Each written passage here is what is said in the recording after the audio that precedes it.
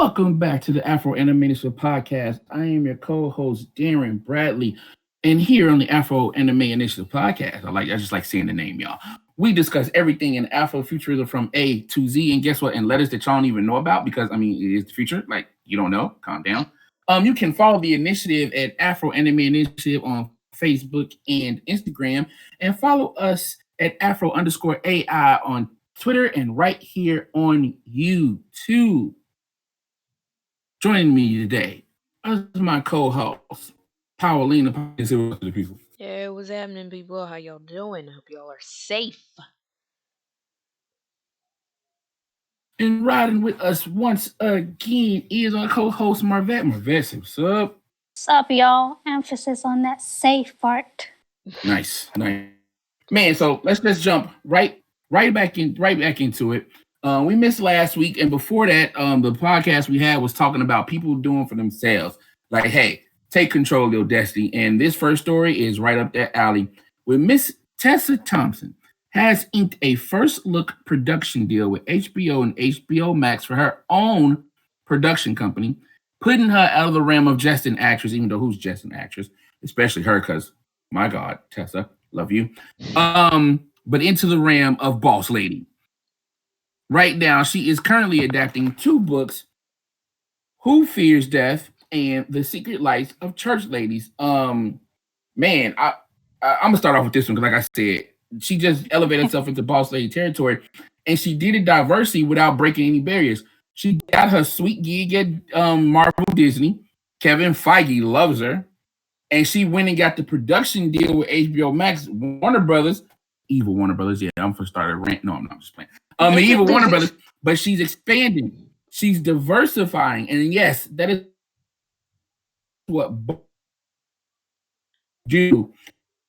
Let's kick it off right here with Marvette. Marvette, what do you think about Tessa Thompson's new production deal with HBO Max? I'm start to the new year, Bad Girl Magic. It's something she's been on for years. It's happy to see it happening. And hey, excited for the new stuffs for her.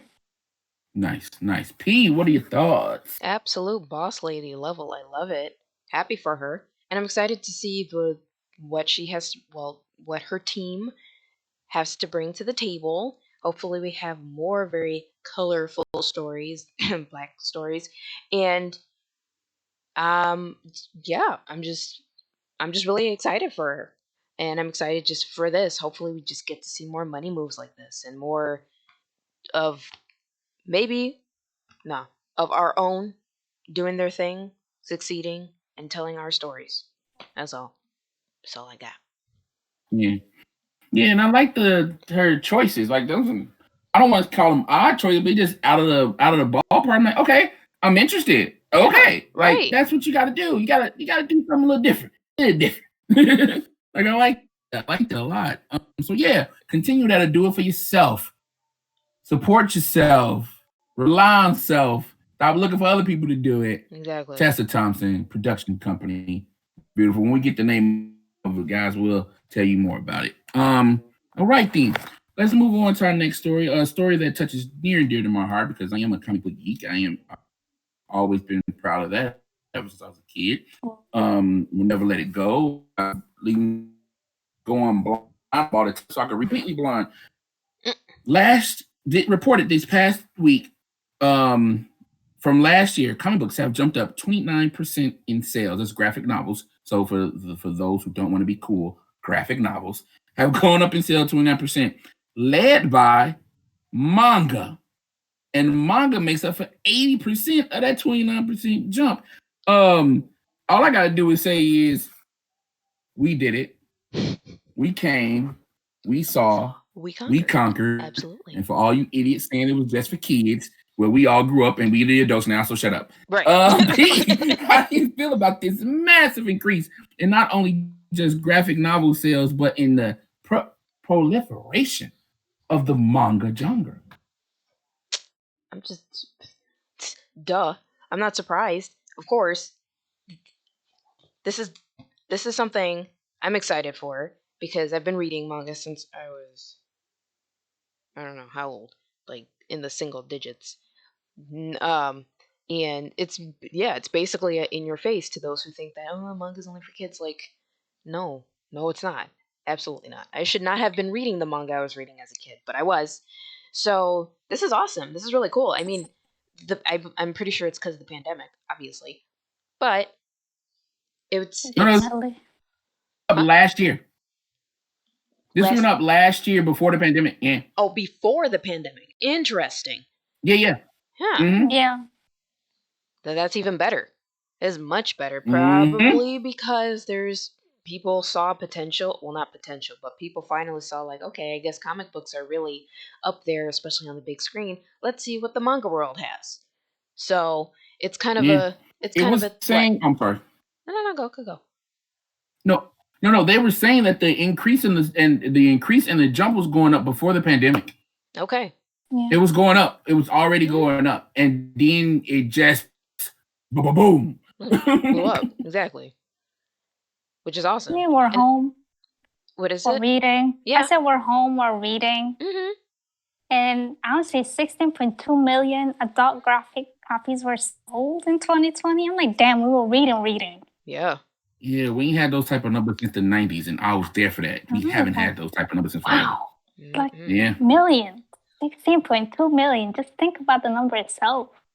But it's kind of Mm-hmm. weird though because Yeah. it's people who are entering fandoms that we've been a part of for a long time, and I'm in a place where it's like, okay, I've been in this fandom. Like okay, take for instance Naruto. We have a new generation called Boruto for some dumb reason, but hey, it's there and people are enjoying it. And I'm like, why? Okay then.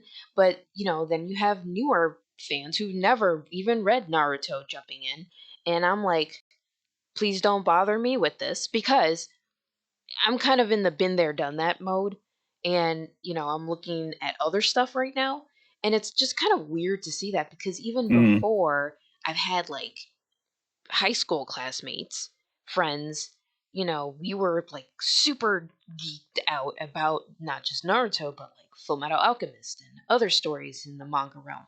So now seeing like this huge boom in like these stories that's been told with newer fans is a great thing, but it just feels weird too because it's a whole different take on these stories. Like it's a whole different set or handful of interpretations that I'm like, I don't know if it's like, okay, great, that's awesome, but at the same time like, I've heard it before, or it's like, I don't care for it. It's weird. It's like a mixed pot. But honestly though, it's a good thing. This is a good thing. I like this. I like this a lot. I hope more people continue to Yeah. enjoy manga. Yeah, because I'm like, when I hear that stuff and people like, because you guys, I know we talked about this and we never did the episode. One day we're going to do the episode why I don't like Dragon Ball Z. But I hear people say, man, Dragon Ball GT, blah, blah, something super blade film. Oh, that's cool. Have you ever heard of Neon Evangelion? Oof. Like, it's a gateway drug. I think DBZ, Naruto, and One Piece, they gateways. Yes, they are. They gateway drugs. Mhm, And I absolutely. like, oh man, you really enjoy One Piece. That's great. Ever heard of Samurai Champloo? What about Berserk? Have you read Like just that? exactly. That's what I do with, especially the newer kids. Like I got a nephew who Mhm. loves Naruto, and he's okay with Baruto, but he loves Naruto. Mhm. I'm like, oh man, that's dope. Ever heard of Berserk? What? What? You want to traumatize these babies? Get on our level. Let's go. Even about that, it's just the way we're introduced to things is through the shows or to the anime. Yeah. Yeah. Mhm. Yeah. So when this Mhm. be connecting those, this is related to it. How about you watch this? I was about to get into Yep. that, You but know? that's how Attack on Titan got him. Yes. Attack on Titan, I gotta catch up. I'm so far behind. Me Attack too. on Titan is such Same. a dope anime Mhm. that the manga sales increased the more the anime came out. It usually sometimes it goes the other way around. Right. Yeah. Sometimes it goes the other way around. The manga gets popping, then they go back and want to watch the show, and then they got to hurry up and rush to make a new series. You know, nah. Attack on Titan has pushed that book sales up every time a new season drops because everybody is so into it. Mhm. Like, and that's something that I think American comic books are having a big struggle doing, and that's again because it's a Western thought that comic books are just for kids.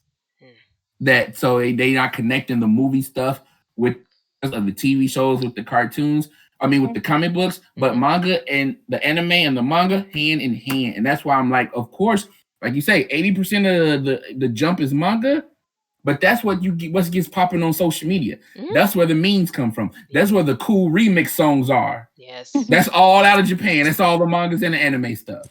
Yep. So it's a beautiful thing. Like I said, we did it. Merv, you've mentioned before that you are into the geek stuff. You in the Afrofuturism. You want to love it and explore. So, are there any new or is it anything that's caught your eye in the manga or just regular comic book realm? You were just talking about Attack of the Titan, which I'm actually watching right now. Nice. Oh, yes. And I'm enjoying it very, very much. How far are you? How far are you? I'm at the end of season 2 now. Okay. Let me shut up. Almost there, almost there. Let me shut up. Don't worry. I got cut off in the middle of season 2. Oh. Started back over watching again from season 1, and I'm only on episode 2 of season 1. So don't you good. Right. And the messed up part is me and P have discussed the manga so much I already know what's happening. I still won't watch. Right. I still want to watch. Right. And now look, now look, hold on. And but speaking of mangas, and now Shonen Jump is trying to throw me free stuff. I'm like, leave me alone. I ain't caught up. Leave me alone. The Shonen Jump app is dope. I love it so much.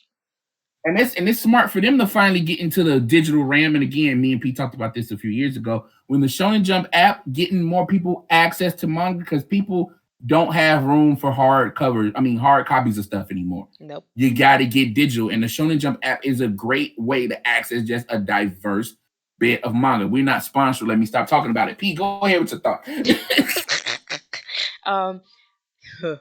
I was going to say, like, with Attack on Titan, like, I got a question for you, Mervet, because when I was first introduced to Attack on Titan, I didn't start with the manga. I started with the anime. And at the time when it first dropped, it caught a lot of people's attention because of how it started and the opening theme. How did the show draw you in, or how did the anime draw you in when you first saw it? Like, what made you decide to watch it, and what kept you watching it? Honestly, you guys talking about these geek shit and me trying to keep up with y'all is what got me started watching these animes. Okay. But it wasn't even a theme song. It's how it actually started and what's in it. Every episode is something different. And honestly, it just makes me fucking think and think and think. Right. And I'm just looking, it's like, okay, so you see it one way, but then you watch the next episode, it's a whole other perspective. And you finish a season, you're like, what the fuck? You start a new season, it's a whole another perspective. So it just keeps you wondering more and more. And honestly, after I'm done watching all 4 seasons, I'm gonna start reading a book. So y'all won. I'm reading now. And it gets a lot wilder in the manga. Like, that's all I'm gonna say. It's just the definition of wild. I'm expecting that, to be honest. Awesome. Nice. But yeah, man, it's and I think, like I said, as a comic book geek, if the first geekdom I was ever knew I was a part of, like I knew I was a part of it as a comic book reader, I think it's great. And unfortunately, it's been proven in harsh times, comic book sales go through the roof. And well, look. But on another caveat for that, because again, this is a podcast about Afrofuturism. With the increase in sales of graphic novels and manga, there is a growing, and I do mean beautiful growing populace of Black comic book creators, Black-owned comic book companies, and just material with Afrofuturism and the Black, and yes, I'm gonna say it one more time, just for the people, Black content. And there's a hashtag that's being created called hashtag Access Guide Black Comics or Black Comic. And it is a hashtag started by Black creators, writers, artists, publishers, everybody, look, hip hop artists. And they are creating a guide for people to find the ways to get to more Black Afrofuturism, Black-owned comic book creating so we can enjoy this boon just as much as everybody else is. It begins in early February. I hope they haven't pushed it back. Like I said, this is a massive campaign. I don't know a Black artist right now so far. If you follow us at Afro Enemy, and this is on our Instagram, and Afro_AI on Twitter, you'll see a lot of the Black creators, artists, writers, producers, film, everybody that we follow and share their content. I don't know nobody in the comic book industry that isn't a part of this right now. right now anyway. And I mean, especially on Facebook, you can follow us at Afro Anime Initiative on Facebook. We have a Facebook page and a group. Just join us there, okay? Click that like button, click that subscribe. Everybody's down. Everybody's loving it. That's all they're talking about. And I'm so, again, that seems to be the running theme for the last couple of podcasts. People doing for self is creators stepping up saying, hey, everybody making this money, everybody getting all this publicity, the sales are going up. We ain't finna wait for nobody else to do it. We're just gonna do it ourselves. And they are. They all coming together and doing it. I'm loving it. So follow us on our social medias because I look forward to doing more of that. P Merv, I'm gonna ask. I know I don't have to, but I'm gonna ask anyway. Are you guys down for hashtag Guys to Black Comics? Yes. Yeah. Absolutely. All right. I knew. I just had to ask. Yeah. But yeah. So yeah, love that. Yeah, we did it, people. We did it. All right. So let's leave the print, whether it be digital or real life. I couldn't say the other word I wanted to. What is it? It's digital and print media. I was right. Shut up. Let's go on to trailers. Oh my god. I love this. Let's go on to trailers and internal dialogue. Let's start off with Nate Parker's American Skin. I'm sorry, but this is it's so random. I love it. Okay. You good? I am good. Okay. All right, we good.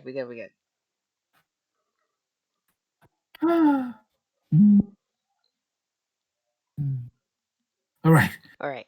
Trailer talk. Following the Nate Parker American Skin.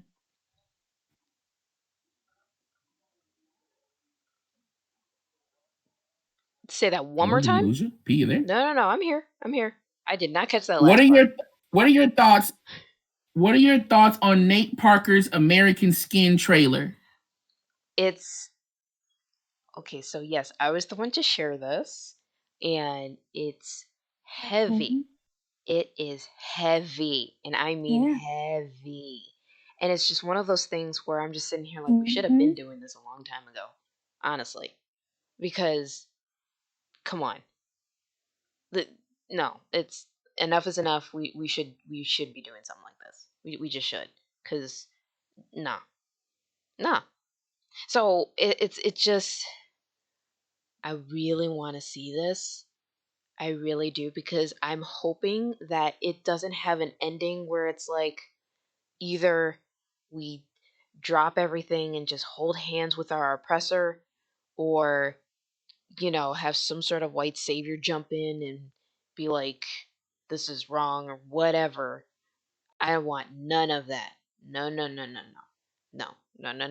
I want there to be a collective, well, damn, maybe we really should stop fucking with black people, fucking around with black people. Maybe.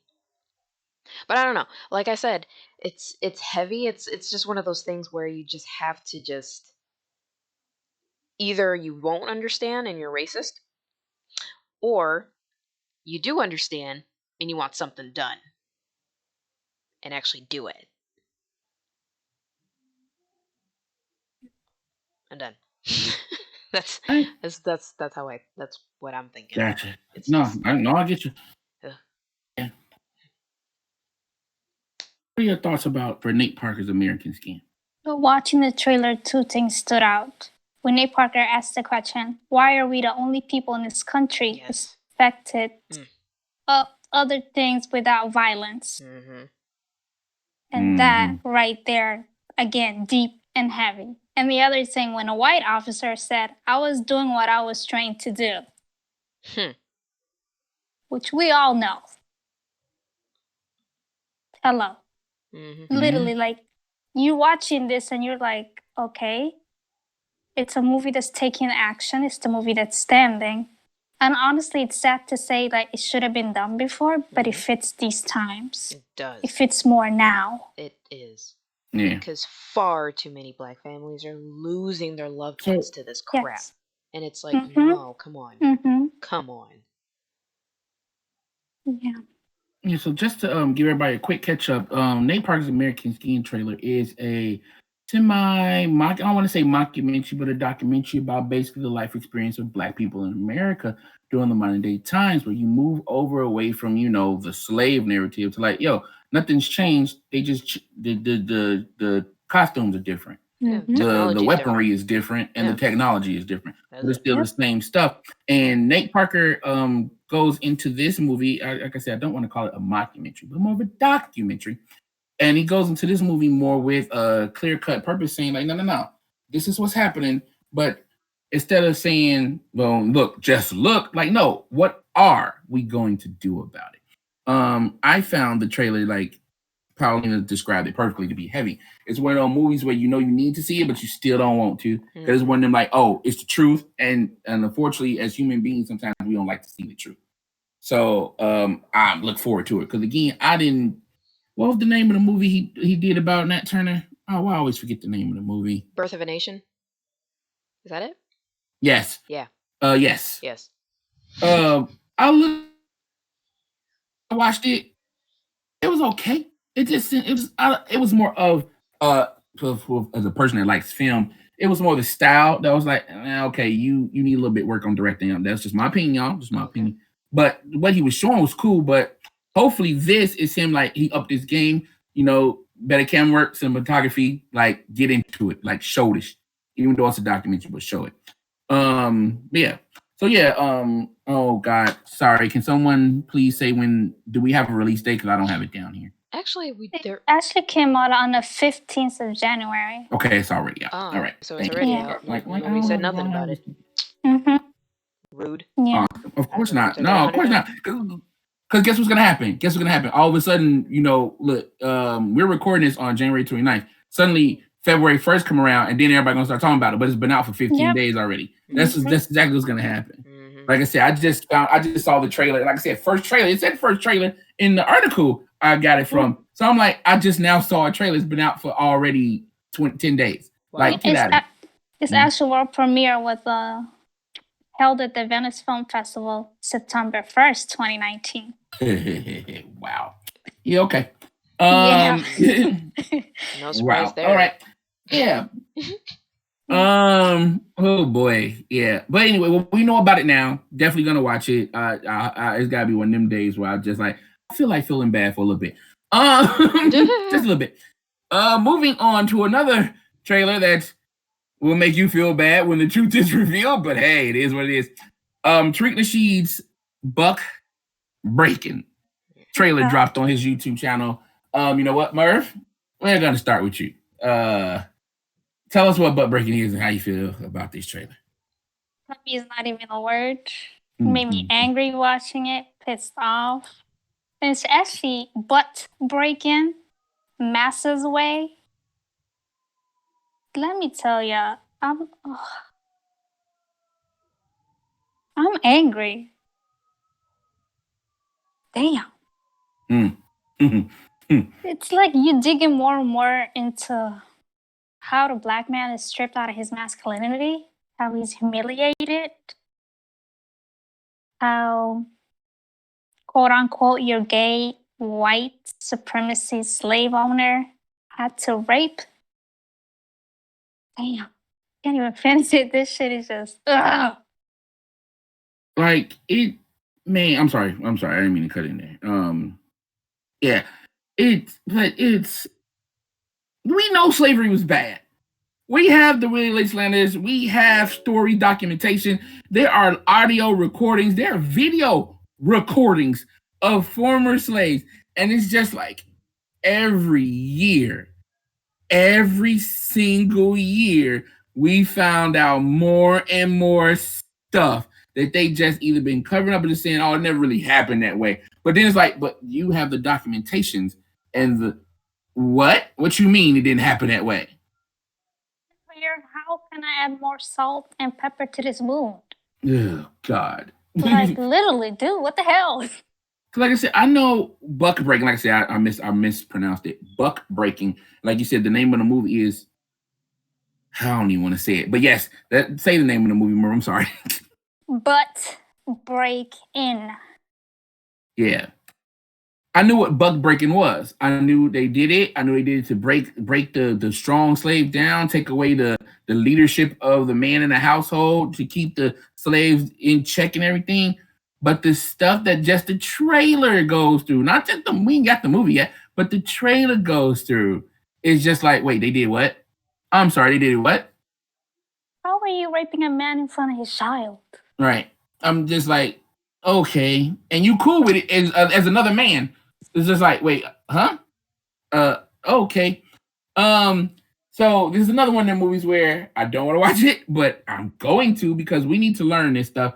We need to make sure this stuff, first of all, don't happen again, which it is happening. We know about the guy who got sodomized with a plunger by the NYPD officer, and then his well, that's a whole nother story. His dumb butt came out and asked to pray for the officer's forgiveness. Anyway, forget you, Coon. But this stuff is still happening. It's still happening. And it's just fascinating to still know there are more aspects of the evil that was this time period. It's just, I'm going to stop. Paulina, your thoughts on the trailer, Butt Break In. Okay, so first things first, just get this shit out of the way. Y'all know I cannot stand Tariq Nasheed. I just can't. Period. However, I do acknowledge that he does bring a lot of truth to the table about a lot of bullcrap that is happening to the American black people. With that said, looking at this trailer brought in a very big mixture of emotions. One, I already knew about butt breaking. I already knew about that since college. Because luckily for me, I had I had black professors kind of, well, one kind of pressure me into going, hey, African and Black diaspora studies should be your minor, and it did, and that's where I learned about butt breaking. Through all the conversations, all the documentations, all the clips and audio, and I don't know about movies, but it was a thing that I learned about, and I'm kind of surprised that a lot more black people at this point did not know about this. Um, but at the same time, I'm not surprised because it makes plenty sense. This is definitely a conversation, a thing that we really need to bring more into attention to the forefront of, just the liberation of Black Americans. However, I'm looking at this particular documentary and asking myself, are they taking the black and white approach, or are they taking the multi-lens approach, like color approach? And I'm not saying that about as a pun for the LGBTQ, because there's also another thing with not just Nasheed, but a lot of other leaders who, interestingly, have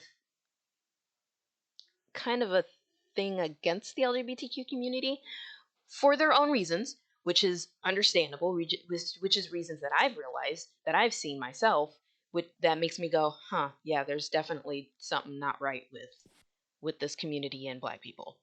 There's something definitely not right with it. However, like I said, I just hope this approach is not just clear cut black and white and straight up homophobic, because it can be peppered in there. I have a big feeling that it will be peppered in there, while at the same time speaking truth to what happened and what is still happening to emasculate our black men here in this country and in other places, but primarily here. So I have mixed feelings about it. I'm probably going to force myself to watch it. Usually I don't, because I already know about this stuff, but I'm curious to know, what is the approach with this one? How is this going to be talked about? And I've seen the faces of those who are in this documentary, and I'm like, okay, I might be sold on watching it. I don't know yet. I'll wait and see when it drops, and I'll give my full judgment. I'll give my full, okay, I understand this is what they're saying, cool, or nah, this is just dumb, or a mixture of both. I don't know yet, but this definitely gets the conversation going. This definitely brings a lot more awareness. This definitely brings, like, for me, okay, we're finally talking about this though, or like, since how do we not know about this? Like, how? how for me it's obvious, but that's just me.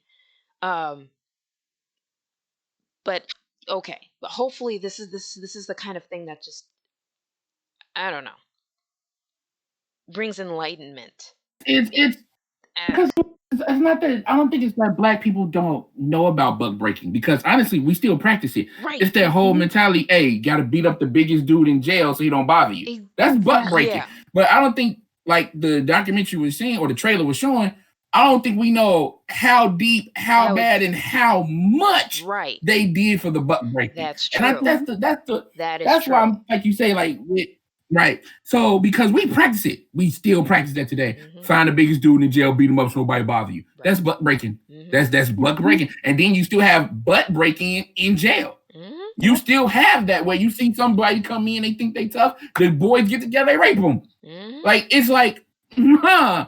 So it's Sagging pants. right. So it's like Yep. we are literally carrying over all these things. We're still carrying them over. We just don't know their root. Yep. We don't know their source. No. And I When, think and go ahead. when do you guys think it's appropriate to introduce the younger generations to these type of facts? High school. High school. Period. Sophomore year.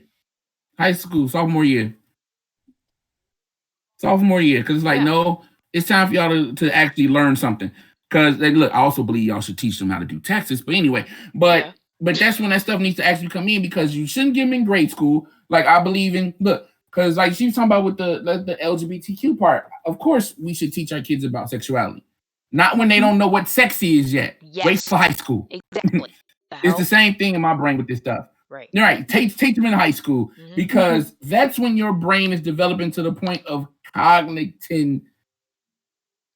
Let me calm down. That's when your brain is developing to the point of cognitive decisions where you can say, you have given me this information. Then I've learned this information. Yes. Here's another information. I shall choose the best. Mhm. That's you learn that shit in high school. Yep. That's when you should learn where you don't just take orders, you formulate your own thought. Mhm. Mhm. But we're not doing that in high school. Again, another carryover from slavery. Yep. High school is just a prison warm up. Sit here, do this, and do exactly what I say, else you fail. Wait, what? That's not learning. That's not learning. Anyway, off topic. Mhm. But that's what I'm saying. Like things like this, the reason we're starting to get these conversations now, because we have super strong independent black media with social media. Mhm. Like we got people that don't have to beg CNN again, do it yourself. Oh man, I keep bringing it back. You don't have to rely on these big people to give you a job to talk about what you want to talk about. No, you talk about what you want to talk about and go move it. Like we create this podcast. I'll see. I'm just really good at this. Brilliant. But that's right. Thank you. But that's why this is coming out now. When you get full movies again, this is a trailer for a full documentary movie. This is not shooting the sheets first, but it's a full movie. DVD's gonna be out there. We're gonna get it online. They're gonna do movie premieres, well, online movie premieres, thanks to this, pandemic. But this is the stuff that we don't get. You will never hear about this on some random movie show on, let's say, Channel 9. You ain't gonna never hear about it on a random movie show on Fox. Mm-mm. Right. This trailer is never gonna show up in your YouTube commercial. Nope. It sure as hell won't show up on BET either. So nope. Definitely nope. Ads. I'm literally not gonna say nothing else now because that's literally I was about to say. You ain't gonna never see it on so-called black networks. Nope. I was just about to say that. Mm-hmm. and you wouldn't get these conversations on those places anyway. So I'm looking forward to it and not at the same time because like I said, I knew it was bad, but goddamn. Let's go move into more streaming news. I know we started off talking about Tessa Thompson and her HBO Max deal and HBO deal, but there's been more streaming news in these last 2 weeks, and these are just a couple that I picked out. Let's talk about in Do We Really Care news. CBS All Access is changing their name to Paramount Plus because everybody have to have a plus now. So, are we? Hold on. Wait. Are we gonna add this to our list of subscriptions? No. The hell? Why? What? Honestly, there's nothing on there I would pay for to watch. Oh man, I knew that was going to be an answer, but it still made me laugh so hard.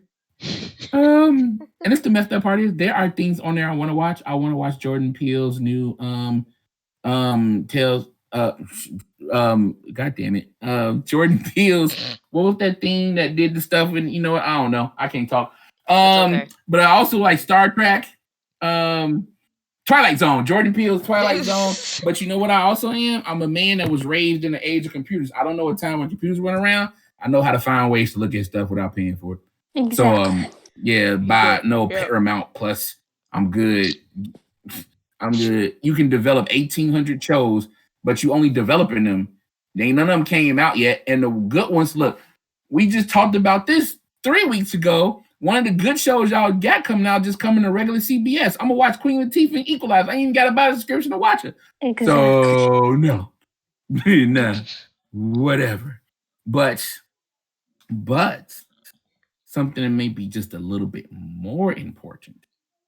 NBC Universal Peacock, terrible name for a streaming service, but whatever, has acquired the rights to WWE Network. WWE right now, the current leader in wrestling entertainment, because wrestling at one point was a very big lucrative business, and WWE was showing even in 2021 it still is a lucrative business because Peacock for the next 5 years paid $1 billion to acquire WWE's library of all their wrestling shows. Start off with you, P. How do you feel? Is NBC Universal Peacock making a big move in the streaming service space by acquiring WWE? Yeah, they are actually. I was wondering when they were going to do that because I'm thinking I know WWE is still a very big thing for God knows how long. I'm surprised that WWE didn't have its own. Well, did it have its own streaming service? I don't really closely follow, but They do. No, that's what They they do. bought. yeah, That's what they bought. yeah. But this is actually really smart of them, and I know that the only way for you to access this stuff is if you pay for their premium because Peacock is generally free. If I'm not, yeah, it's free. I have a membership, but I don't pay for anything because Mm-hmm. but this is it's a great move actually because I mean a lot of these streaming companies are merging with smaller ones anyways, bringing in entertainment people have enjoyed always for technically for free for like a long time. So that's smart, honestly. So hopefully people can jump onto it, and maybe Peacock might get a big boost in subscriptions when it comes to that because I know WWE has Definitely. a humongous following, like Definitely. so. Yeah, that's a very smart thing for Peacock to do. But you know what? That's this topic that I might bring up is one for another day because again, it feels like we're heading towards a streaming war to the point where like there's probably going to be two streamers left, but I don't know. For now, this is cool. I like this. Yeah, we'll get into it right after we're done with this. Because actually, that sounds. Actually, I want to talk about that now. Okay. Marvette, how do you feel about NBC Universal Peacock? I like just saying the whole name, by the way. I know it's Yeah. just Peacock, but I just like doing it. Right. NBC Universal Peacock. How do you feel about them acquiring the WWE network for the next 5 years for $1 billion? They should definitely change the name. That's for one. But for now, I mean, the WWE network makes at least $100 million a year. Right. So them purchasing that's doubling amount. Yep. Like you said, the fan base for WWE by itself, good God. Yes. And then you're streaming stuff from WCW, SmackDown, all of that good shit. Hey, people will pay for that. Mm. And it's not a lot. It's not a lot. No, it's not. It's $4.99 a month with the ads. I'll take the fucking ads. Right. If you don't It's want on the the ads, lower it's end. $9.99 a month. It's That's what I'm absolutely on the saying. lower end of all these streaming services. So It's a very smart, economical move. Yeah. Very, very smart.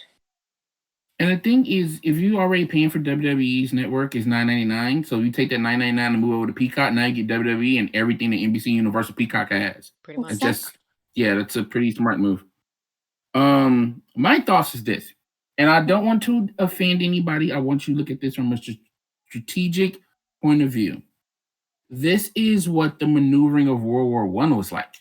You have the big two, and then around the big two, all the little people vying for position. Some support, some against. and everybody's just throwing shots at everybody. Everybody. Because NBC Universal, okay.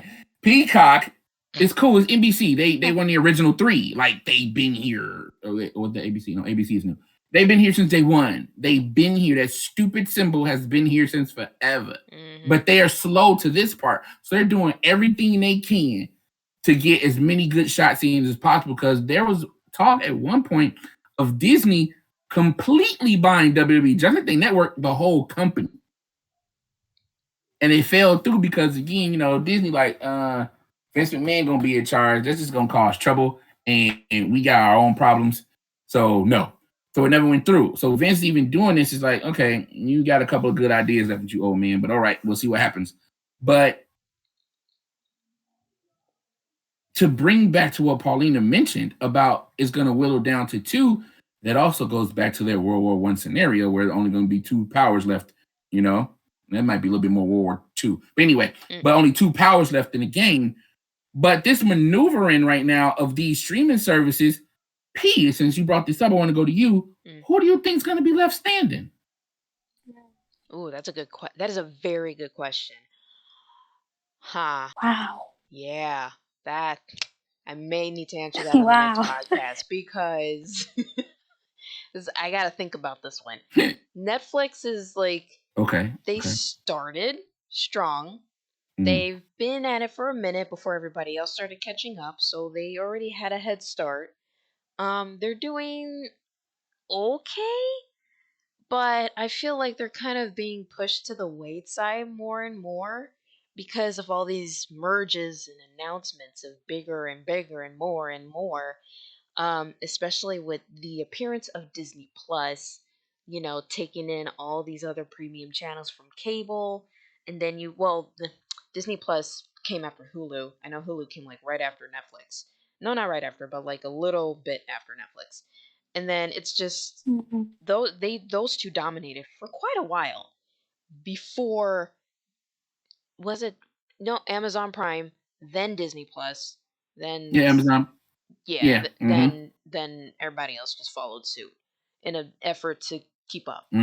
So all the smaller ones, such as Peacock and CBS, they're not going to be around for very long. Apple is considered small.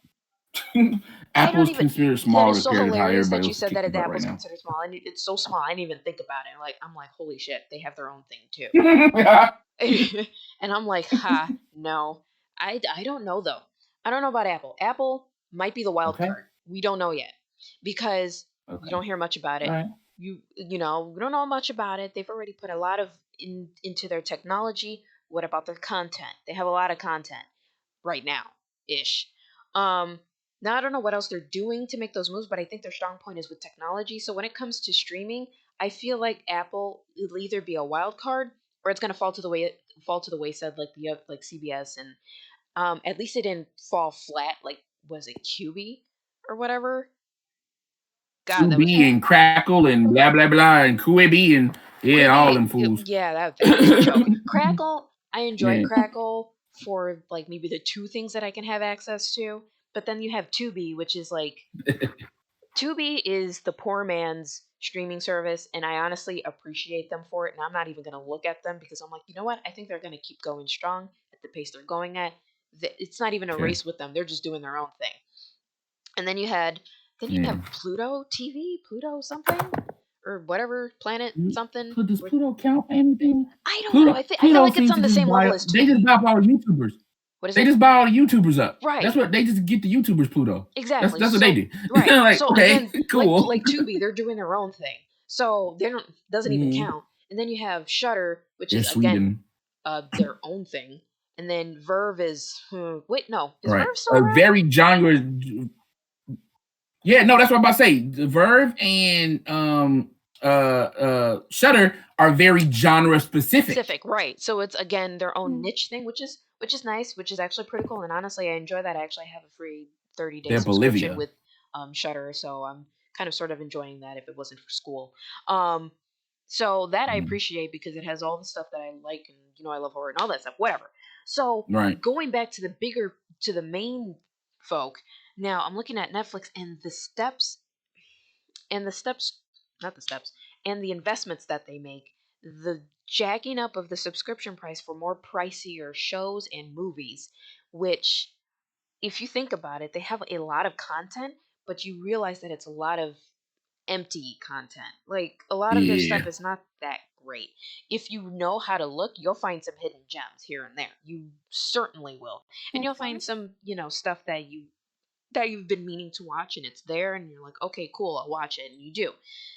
But it's, there's been controversy after controversy with Netflix, and it's like, is this company really being run by racist pedophiles? Who knows? I'm starting to think so. What from that one movie? That one movie? No, see, here's the thing. Here's the thing. It's not even that movie, though. It's not even that movie. Like, personally, just a side note, y'all, I understand how that movie is because it's a French film. I've seen enough French films to know the point of the message of these kinds of films. They're supposed to be shocking, quote unquote, provocative, because that's just how French media is. They don't give a shit. That's the story. That's what's happening. Deal with it. So we haven't talked about this. We need to have an episode about this movie because I haven't seen it, or I think it's a show. I don't remember.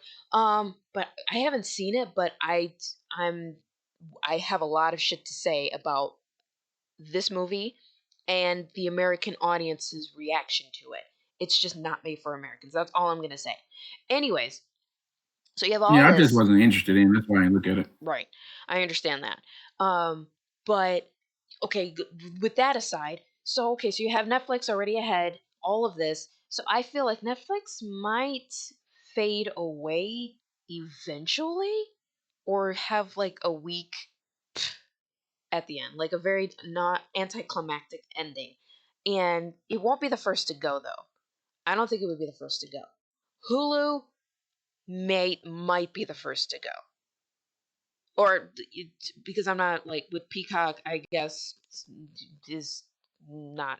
I don't think it counts. I think Hulu, technically, if you want to count in Peacock, would be the second to go.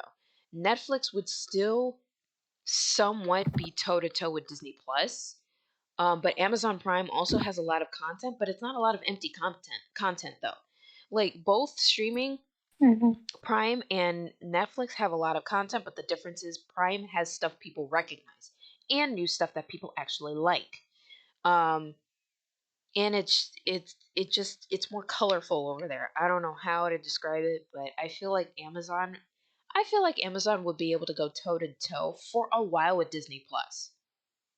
Disney Plus is a conglomerate, basically. It's just huge because it's Disney. They steal everything, they take over everything, and they make money from it. Okay? They've acquired Marvel, they've acquired Star Wars, they've acquired, well, Lucasfilms, Lucas Media, whatever. And it's also acquired like other stuff that people have been into. I don't know if they are now, but like History Channel, Discovery, all Like that crap. Muppets and Discovery, right? Yeah. Right. So, I mean, I get like they have educational content and entertainment, nostalgic stuff for people, our age, if not a little bit older, who've seen this stuff when they were kids. And then Disney has survived for almost a century at this point. A century at this point. So I'm thinking Disney Plus would be the last man standing. I'm not even looking at. There was one other streaming service I just thought about, and I forgot about it because don't think about it. I just thought about, and I'm not. HBO Max. HBO Max. Nah, I'm not even. That's not even near my radar. Okay. That DC. DC. Although DC is a media thing on its own. That's HBO Max. Yeah, That's HBO Max. No, I was thinking about the other DC one. Yeah, but that's HBO Max now. Everything it? that the DC app had is moving over to HBO Max. Oh, yeah, no. Yeah, Disney Plus. Harley Quinn season 3 starts there in a couple of months. Oh. Harley Quinn season 3 starts, I think, this summer on HBO Max. And if you guys have the Sci-Fi Channel, watch it there. Yeah, for Yeah. real. But okay. Yeah. So I think what it Disney boils Plus. down to, you think it's gonna be Disney and Amazon. Yeah. Those are the two you think are gonna survive. That's what I'm thinking. Yeah. After Okay. all that spiel. Marvette. Yeah. But Netflix is still international, so Right. So you Murph, know, wait. leave that out. What is it? What's up? No, I was saying you were answering the question. I'm about to ask you the same question, but you had already started answering. So go ahead. Polly went off, but I was just saying how For real, Netflix I like is that, still international. I know, like he asked her, he knew she was gonna go all out for that one. But yeah, Listen, I did my research. Okay, I'm okay with Disney Plus unless they go international. I see. Hey, I'm not wrong. You're not wrong. Go for it. But yeah, with Netflix is I get what Polly's saying, but again, their only advantage now is that they're international. Yeah. That is a winning for them. That's a plus for them, and they don't drop enough content for the U.S., but they do a lot of international work. They do, which is. And I think that's why. Oh, go ahead. No, continue. Sorry. And that's I think that's why I'm taking a little bit from both of y'all. I think it's gonna be Disney Plus and Netflix at the end of it, because with Disney they got the brands, like Paulina said, they just bought up all the brands. Like they have the brands, and they already have an international presence with the theme parks and how they switch over their characters to integrate into whatever culture they got they made money in. Netflix is again also international. The thing where a lot of people are calling it a real streaming war because they only focus on America. CBS, only America. HBO Max, only America. Disney Plus right now is only America. They barely getting into Canada with Disney Plus. You need a whole VPN to watch Disney Plus in Canada. Wow. Stop it. Who else? Who else is just America right now? I believe Peacock is only America. Yeah, Peacock is only America right now. Right. So it's so America has a problem with all these streaming services. Everybody's like, yeah, I either got Netflix and we still in Disney Plus from somebody. And in people I know, I shall not name names, people in other countries use their password to watch other stuff, but they don't actually have it there. I ain't say no names. Okay. We know. So it's the only people who can battle out right now on an international scale and are loved, let's be honest, most of these things are done with emotions now. When money is low, you see what you have an emotional attachment to. Disney has the nostalgia. Netflix has the currency. Netflix yo, here's $1 billion for a country that nobody ever heard of. We just gave them 25 movies. They just got 25 movies. Period. Nobody, wait, what? So Netflix got that, but Disney got, hey, remember when you were a child and you thought and you had hope and the princesses used to sing? We own them. So if you want to see those princesses again and feel like you got hope, you got to get Disney Plus. Right. And honestly, once Disney Plus goes strong internationally, that's it. Exactly. But it's going to take them a while to do that. True. Yeah, because I think Disney Plus, when Disney Plus hit Japan, and again, Japan, just when they get latched on to something, they latch on to it. Disney World Japan is beautiful. If Disney Plus Japan, oh my God, they're going to go nuts. Because guess what Disney's going to do, which they're already doing now, by the way, more anime-driven content based off their brands. Yeah. They're coming out with Star Wars anime this year. Oy. What? Yes. I am upset. What? Wait a minute. Yeah, Star Wars anime coming to Disney Plus, yo. What? Yes. I need to know more They're about taking. Remember that? I shall tell you. Yay. Remember that Matrix when they did those short stories and they had all different anime styles and artists. Yes. Yes. That's Disney's doing that for Star Wars. Yes. Ooh. Yes. Mm-hmm. That sounds so much fun. Yeah, and that's what I'm saying. Right? Yes, and again, Disney. Even though you would think of Disney's Americana, Disney's been international since their first movie blew up overseas. They're like, wait, is money there? And again, American first and all that bull. But they're like, wait, there's money there. Send more stuff overseas and make sure we own it. That's why Mickey Mouse is the reason copyright is so messed up in this country. Because Walt was like, wait, what? Other people using Mickey and we ain't getting no money from it? Stop it. So they already had an international presence. Americans got to realize that there's a whole a whole new world out there that they don't have to. It's not just about these 50 states, and it's gonna be Disney and Netflix. Because I'm sorry, again, this shall not become a DC Warner Brothers brand, but you guys have some of the most recognizable characters, and instead of embracing the long 100-year history of some of these things you own, some of these franchises you built, some of them that you took from nothing, Harry Potter, some of these things that you created, Lord of the Rings, that you lost to other people, and you don't use them properly, yes, you're going to lose. You're going to lose because there's no reason that you have to figure out what shows is going on HBO and then what shows is going on HBO Max. Because you got 2 Game of Thrones sequels or prequels coming out on HBO, but they ain't gonna be on Max at first. But Max is supposed to be getting the Game of Thrones animated show that won't go on HBO. What? Get your shit together. What the? Yes. Makes sense at all. Yes. And then look, and you know what? Because until we get more information, this is something we will actually save for another podcast. The Harry Potter franchise situation. They got like 5 different people working on it. They all got their own stuff. If you build in a world, you should at least have one person in charge of it and be like, yo, this what you doing, this what you doing, this what you doing. They're like, nah, this the dude that's over it, but then these other people get to go do their stuff. Wait, what? Huh? And that's why I don't care what nobody says. I will say this, and I will say this with the most sincerity as possible, because he did do this for all of geekdom. Kevin Feige is our Lord and Savior, because if it was up to Warner Brothers and DC, everybody would still be making fun of geeks. Okay? Okay. Any more thoughts, ladies, about the streaming wars and these maneuvers? Go ahead. Is Black Widow still coming out this year? Who knows? I got Who nothing to knows? say They about keep that. moving stuff. At this point, it's just like, can y'all just release it? Dude, well, P, would you like to say it, or you want me to say it this time? No, you say it this time. Screw Scarlett Johansson and release the goddamn movie. Oh, yeah. Jesus. God. Thank you, guys. Yeah. See. Anywho, okay, cool.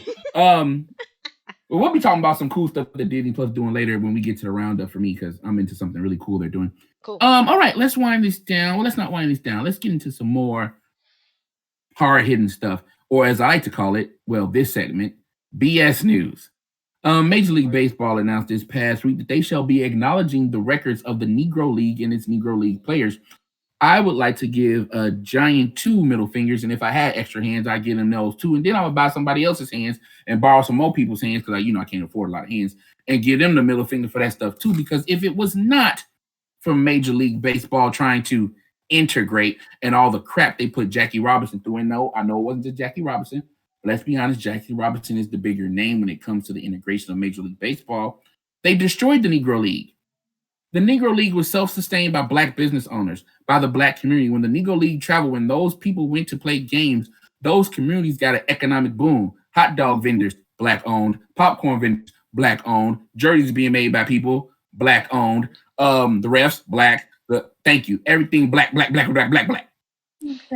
But with the integration of the Negro League into the Major League Baseball again, because they took the best players. Jackie Robinson was one of the best. They took the best players out of Negro League and put them in to the Major League Baseball. It destroyed the Negro League, which destroyed another source of income. You got a point where you had a whole league owned by Black people. Like I said, concessions, ticket sales, everything is all Black. And now you got whole leagues, multiple leagues where you barely have Black owners. I don't care about you acknowledging the Negro League. How about you acknowledge that you purposely destroyed the Negro League because you don't want Black people to have their own, and you knew that they had the better players. Exactly. Mm-hmm. If anybody would like to comment more about this, go ahead, because I'm gonna stop now before we completely lose this channel. See, I don't want to lose the channel It either, is so fuck them. All right, so Marvette, it's up to you. We're not gonna lose the channel. I'm gonna say fuck y'all, shove it up wherever the hell you can. Because how you gonna talk about something that was already there, already big, already supported, already has a great source of income? Right. You just had to go and fuck it up just like everything else. Damn. But we supposed to be grateful in the year 2021 where you acknowledge the existence of this. Ooh, yes, we're Yep. gonna stop right there. We're gonna stop right Just there. yep. Go ahead. Go ahead. No. Just like we had our own version of NASCAR, and guess what? They Facts. did the same shit. Facts. So Facts. shove it wherever you can. Just shove it up there. Leave it Ooh, at boy. that. Ooh. Okay. But we're gonna move on away from this news, and I want you guys to do something for me out there in Afrofuturism. Go out there and research, discover the Negro League. PBS has some great documentaries about the Negro League. There are great movies about Jackie Robinson, and then you'll discover the person that was actually the first person. There is somebody before him. I'm not going to tell you. I want you to research and leave that stuff down in the comments. Yeah, leave down in the comments what you discovered that you may not have known about the Negro League. Let's move on to some more enterprising news. Oh boy, I might have to start calling Akon Lord and Savior too. Akon, an entrepreneur, the international selling singer, just all around bomb man. Just he bomb. You know I'm old. How I heard I say it, the bomb. Akon has decided to create an investing company that will invest in the Congo mineral deposits of copper and cobalt and other natural resources of the region. This is a major move. I'm sorry. I'm gonna start this one off again like I did. This is something that made me smile. It made me smile because people always talk about invest in this and do this, and I believe we talked about this a couple of podcasts ago. Me and Paulina about how China's invested in Africa, but why ain't Black and Africans invested in Africa? Invest in home. Invest in self first. And Akon is out there instead of talking about it, showing, improving, and putting his money behind it. Besides building a city, besides spreading electricity to 17 African countries, besides feeding people, he's like, yo, and I'm also going to invest in. So, yo, hey, you just ain't got to invest in entertainment. It ain't all just about singing and dancing. It ain't all about just this. Yo, cobalt. For those who don't know, cobalt is the mineral used that right now, anybody right now is using. It's in your phone, it's in your laptop, it's in your television, it's in these smart lights, these smart refrigerators. Cobalt is everywhere. Cobalt is what's used to run our electronics in this digital age. And Akon, look, let's be honest. All these white people is robbing and raping the Congo. Well, I want to go and invest and build it up for the actual people there. Exactly. I'm gonna stop again because I could keep going, and I'm gonna throw this one over to Merv. Merv, how do we feel about Akon and his expanding his portfolio in Africa? As an African, I'm proud that a fellow African's gone home to invest because the Democratic Republic of Congo has minerals that make it one of the richest countries in the world. So why, as Africans, are we not benefiting from that for us? And the fact that he's seeing that vision and he's acting on that vision, I freaking applaud you. And I wish more and more of us would go home and invest and just have our generational wealth for ourselves from our own land. Fact. Good job, Akon. Facts. Paulina, how do we feel about Akon expanding his portfolio in Africa? He's just putting his money where his mouth is. He's keeping up the momentum and investing in Africa and different countries in Africa. And honestly, he's setting a good example. I'm a little bit weary about the whole coal mine things. However, I'm just gonna go, you know what? Let me see how he handles this, how it's gonna be done. Because we all know exploitation is at its heaviest with the miners. So we can say we're excited for this, we're this, that, and the other. I want to be a Debbie Downer, but I'm like, let's hope these people don't be exploited in that way, because that's my only concern. Other than that, that is a smart move on his part because that is the biggest investment, mining, period. Now, is it sustainable for the people? We don't know yet. How is he going to go about doing this? What is he going to do about it? Where are the results of his investments going to go? Are they going to continue going into the city that he wants to build or he's building?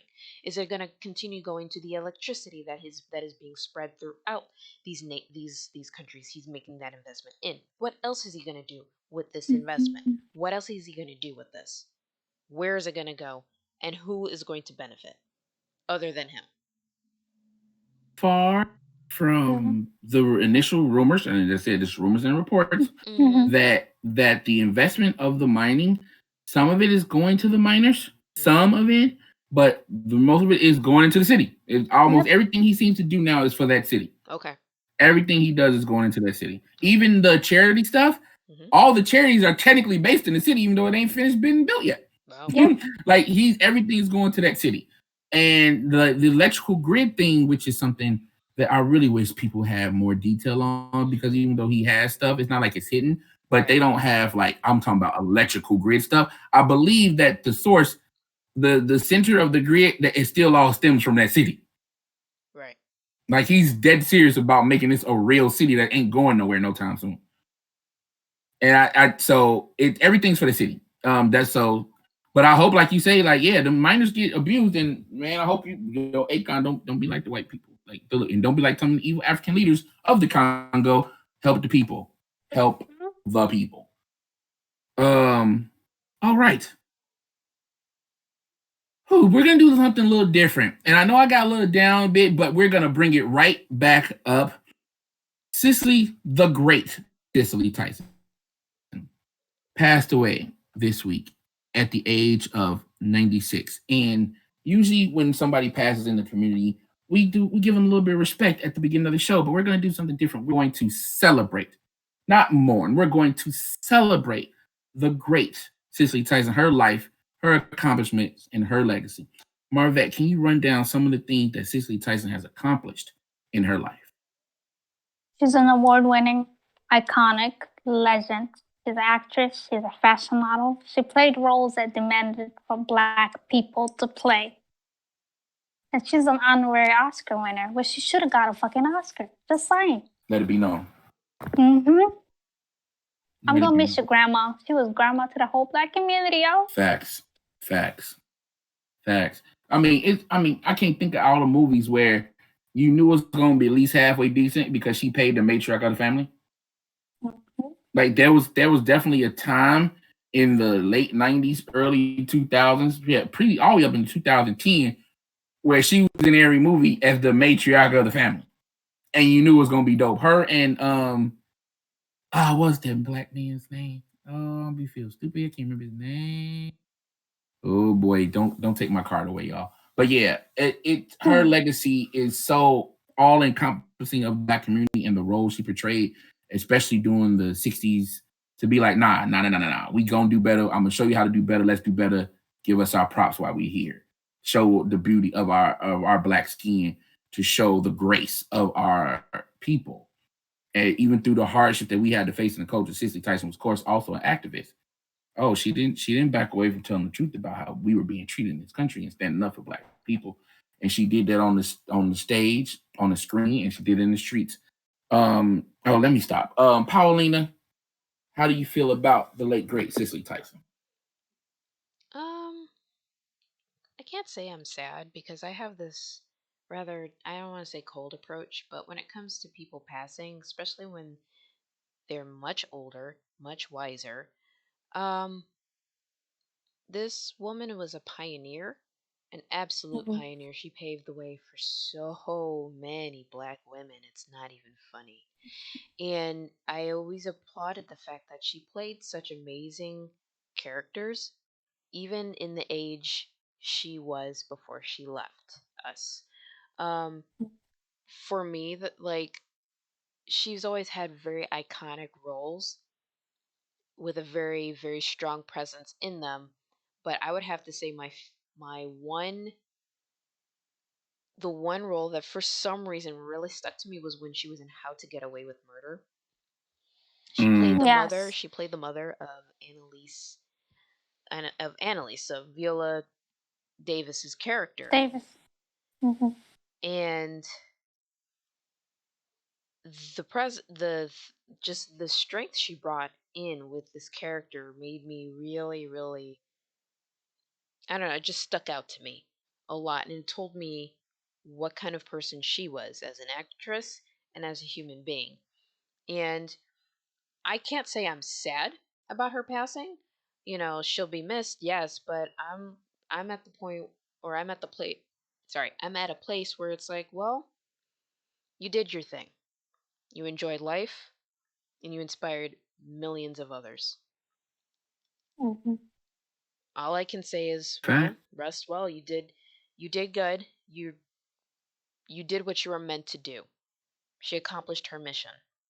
At 96, I'd say that was a good run. It's an incredibly good run. So now she's resting. She's resting now. Mm-hmm. So, yeah, And I'm grateful for I her. think, like I said, is that's why. Yeah, and that's why I wanted to change how we did it. Like not just a quick 30-second opening, let them know they passed, but no, to celebrate the things that they done because it this is a celebration of us. This is a celebration of the things we've done and we've accomplished, and the fact that we are going to be here in the future.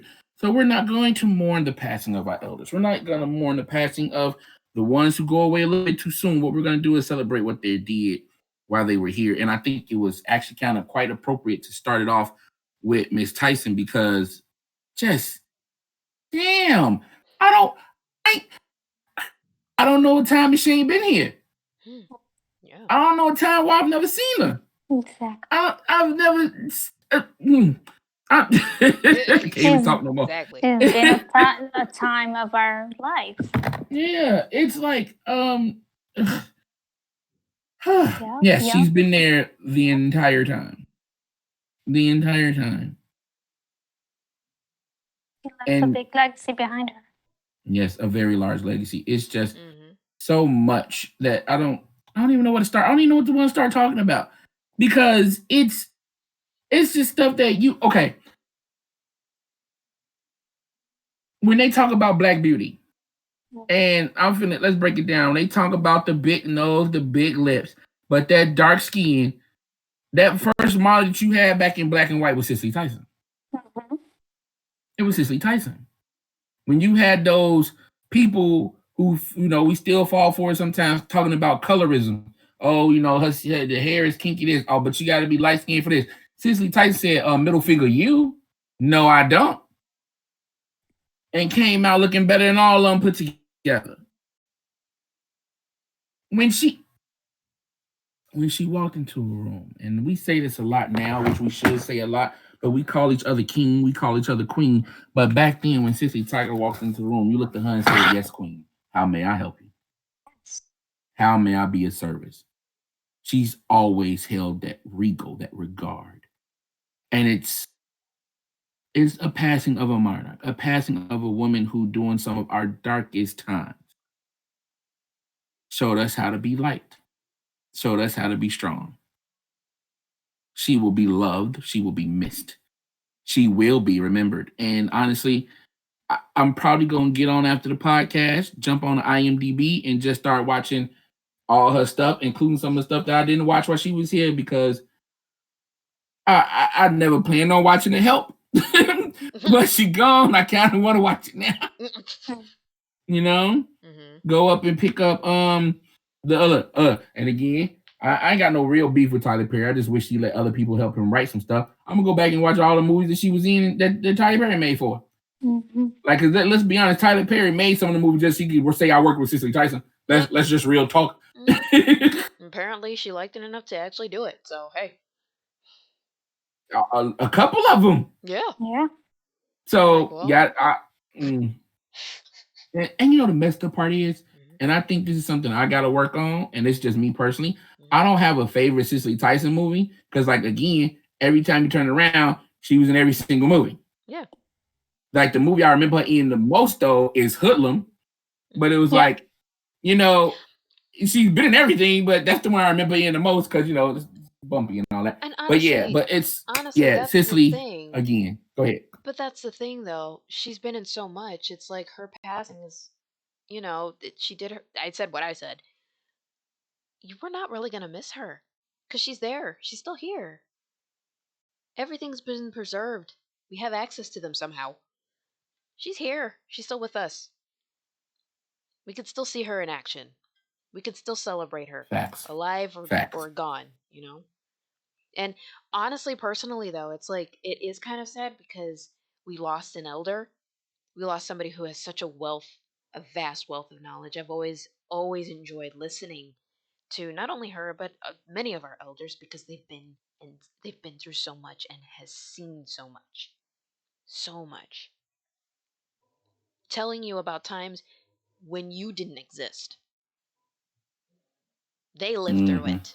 They can tell you how it was directly from the horse's mouth because they were there. They're telling you right now. Learn from it, and we're learning. Fact. I hope more of us do learn from it, and we can still learn Fact. from it from all of her work. She's done so much. It's not like she hasn't really gone. She hasn't really left. Fact. She's still with us. Right. So I will say this in closing: the Queen is dead. Long live the Queen. Rest well with the ancestors. All right.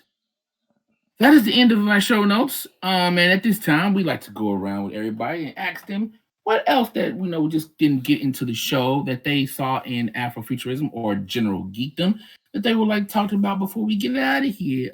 P, start off with you. Is there anything in Afrofuturism or geekdom that you saw that we just didn't talk about in the notes today? No, not really. Things have been pretty, or I probably missed it. I don't know, but I haven't really noticed much recently in that realm, and I need to look more into it, honestly. So, nothing from my end today, guys. Problem? Marvette, anything other than Attack on Titan have you been delving into an Afrofuturism or general geekdom? I don't actually set an Attack on Titan. That's what I've been watching. But besides Afrofuturism, I'm still black. Denzel's in it. I'm gonna be watching The Little Things tonight. I'm excited to watch that. Okay. Nice. What about you, Darren? What's going on with you?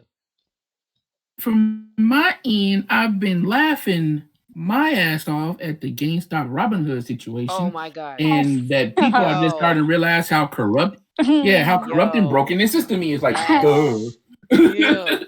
When I heard that, I laughed. I'm like, oh, this is nice. Started my day great with that news.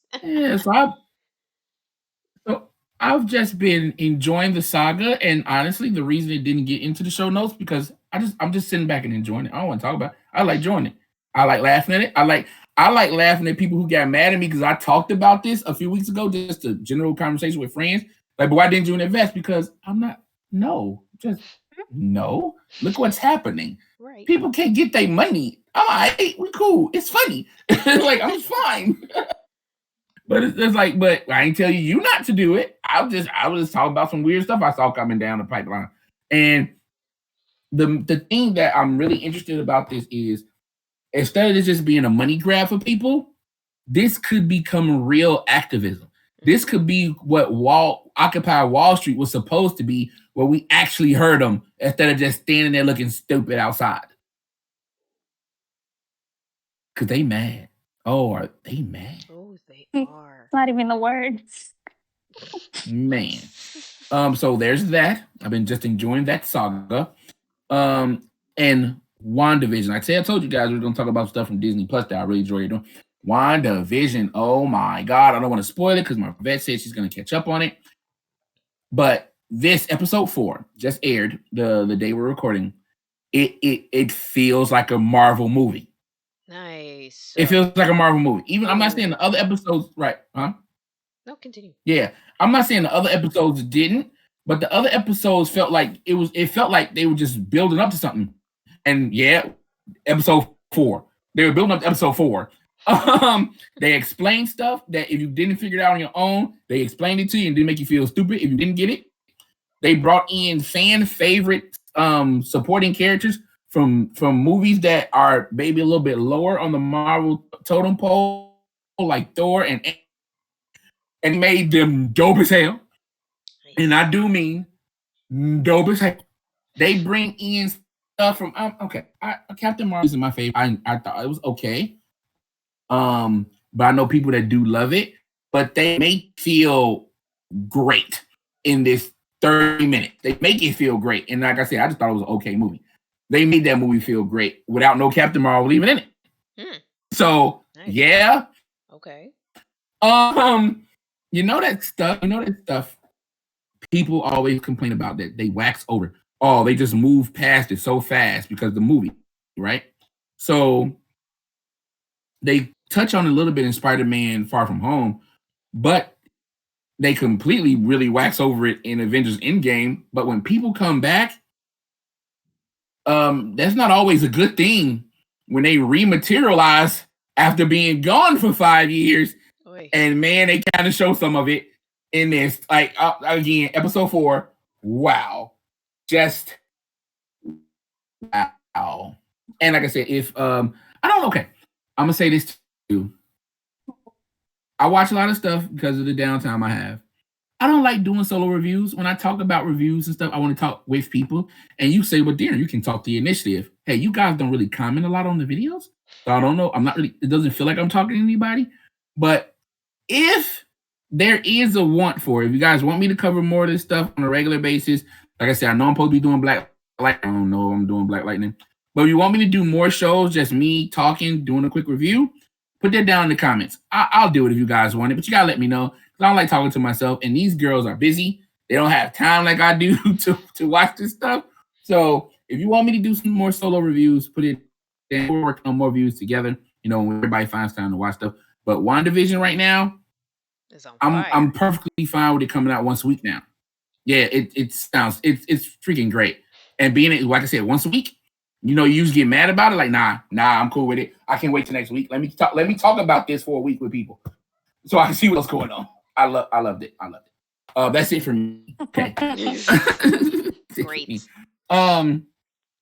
So yeah, that's it. But continue the conversation. Like I said, you can follow us at Afro Anime Initiative on Facebook in our group and our Facebook page, and also on Instagram. And hit us up on Twitter and in the comments below at Afro_AI on YouTube.